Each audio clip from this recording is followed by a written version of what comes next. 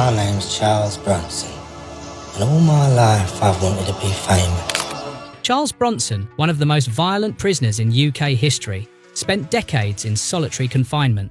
No weights, no machines, no spotter, just a cell, a floor, and time. He came out built like a strongman competitor. When Tom Hardy had to play him in the movie Bronson, he didn't hire a celebrity trainer with fancy equipment. He trained the exact same way Bronson did. Zero gym, just body weight, using a system called convict conditioning. So here's the question.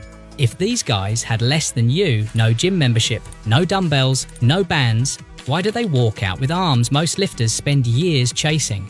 I'm going to show you exactly how. And unlike every other video on this, I'm not just handing you a list of moves. I'm giving you the actual muscle science behind why prison-style training fixes the arm growth glitch most gym goers never even know they have. Let's get into the first move. Forget the basic push-up. The version that actually targets your triceps is the decline diamond push-up. And you don't need anything but a bed, a bench, or a step. Here's how it works. Put your hands together right under your chest, thumbs and index fingers touching so they form a diamond shape. Then put your feet up on something elevated, a bed, a chair, a stair, whatever you've got. That elevation matters because it shifts more of your body weight onto your arms instead of your chest. Lower your chest down towards your hands. Keep your elbows tracking back along your ribs. Don't let them flare out to the sides. Press back up to full lockout and actually squeeze at the top. Don't just stop there and reset, squeeze it for a second.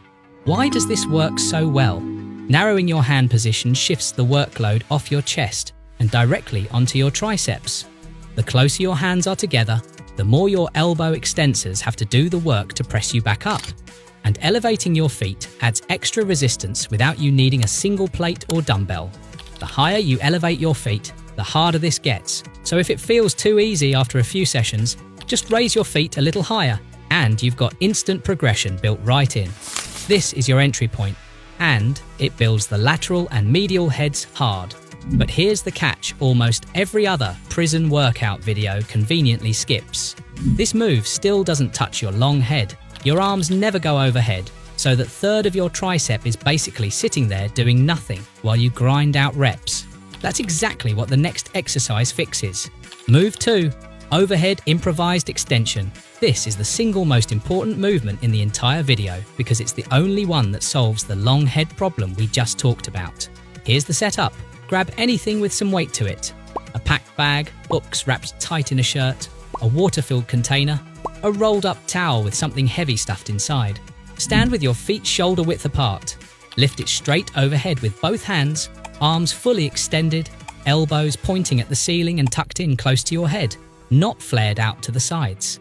Slowly lower it behind your head until your elbows hit around 90 degrees.